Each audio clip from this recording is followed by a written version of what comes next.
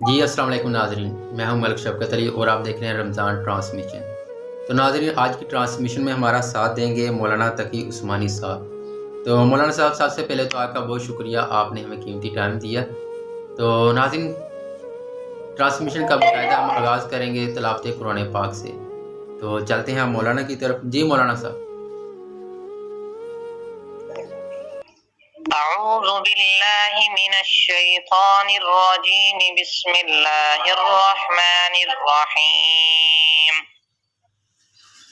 لإيلاف قريش إيلافهم رحلة الشتاء والصيف فليعبدوا رب هذا البيت الذي أطعمهم من جوع وآمنهم من خوف صدق اللہ العظیم۔ ماشاء اللہ۔ اچھا مولانا صاحب، رمضان المبارک کی فضیلت پر روشنی ڈال دیں۔ نحمدہ ونصلی علی رسولہ الکریم، اما بعد۔ رمضان المبارک کی فضیلت، چند گزارشات آپ کے سامنے عرض کرنے کی کوشش کروں گا کہ سارے مہینوں کے نام عربوں نے رکھے، عربیوں نے رکھے، لیکن رمضان المبارک کا مہینہ ایسا ہے جس کا نام خود اللہ تبارک و تعالی نے رکھا۔ اس پر دلیل کیا ہے؟ اس پر دلیل یہ ہے کہ جب کائنات کو اللہ تعالی نے ابھی تک وجود میں نہیں لائے تھے تو اس وقت اللہ تبارک و تعالی نے قرآن کریم کی تلاوت فرمائی، اور قرآن کریم کے اندر یہ تذکرہ موجود ہے، شہر رمضان الذی انزل فیہ القرآن، کہ رمضان کے مہینے میں یہ قرآن کریم یہ نازل کیا گیا۔ تو اس سے یہ معلوم ہوا کہ رمضان کا مہینہ ایسا ہے، اس کو تجویز ہی خود رب لم یزل نے کیا ہے، اور اس کی اس فضیلت سے اور بھی بہت ساری فضیلتیں نکلتی ہیں۔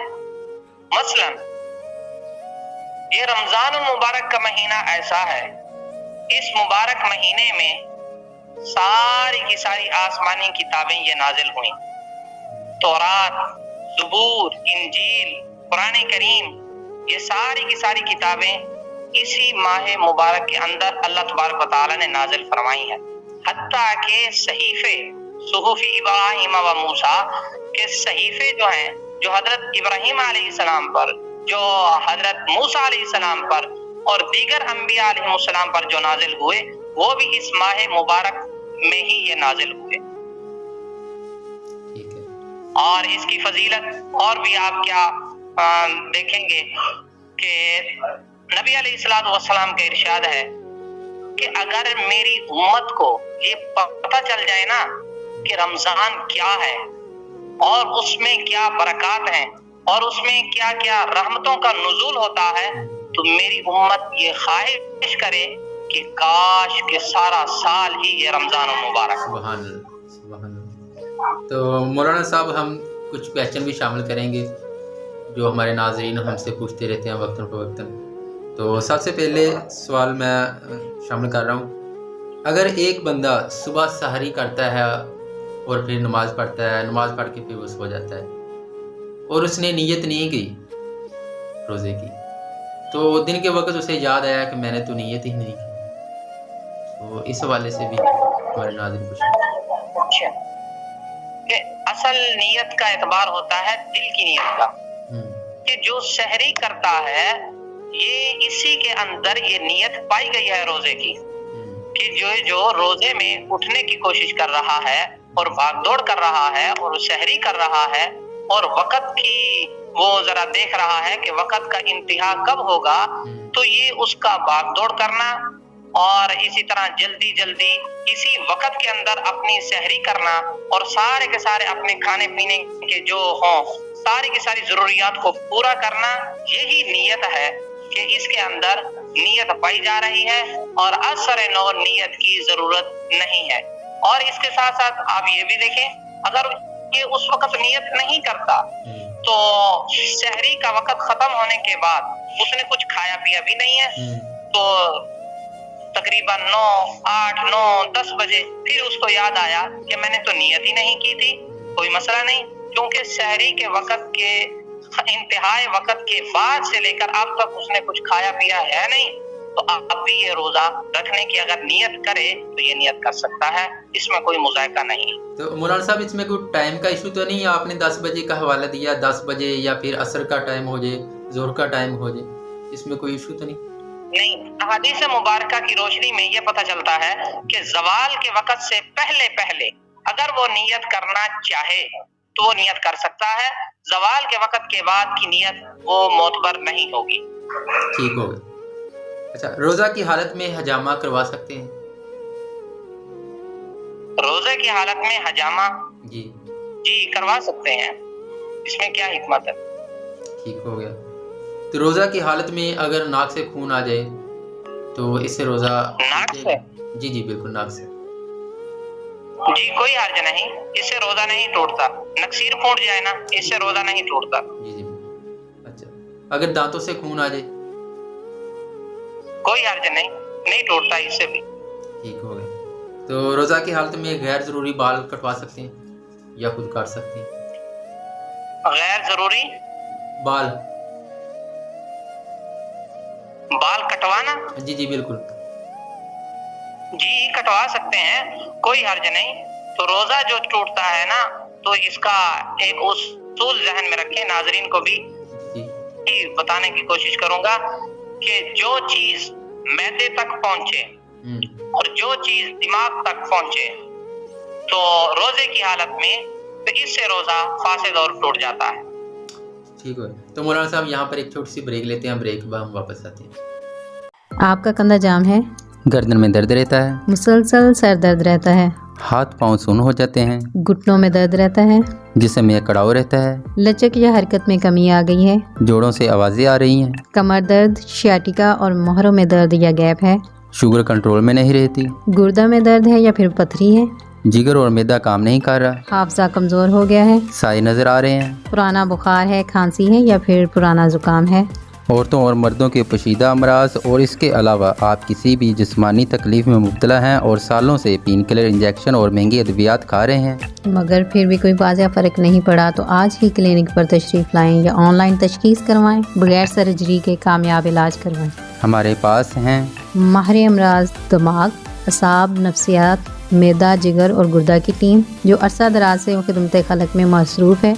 تو ابھی وقتی ادویات اور انجیکشنوں کو بائے بائے کریں، فون اٹھائیں، کال کریں اور چیک اپ کے لیے ٹائم لیں. 03020888191 یونیک کلینک نزد آرم والا بائی پاس ساہیوال.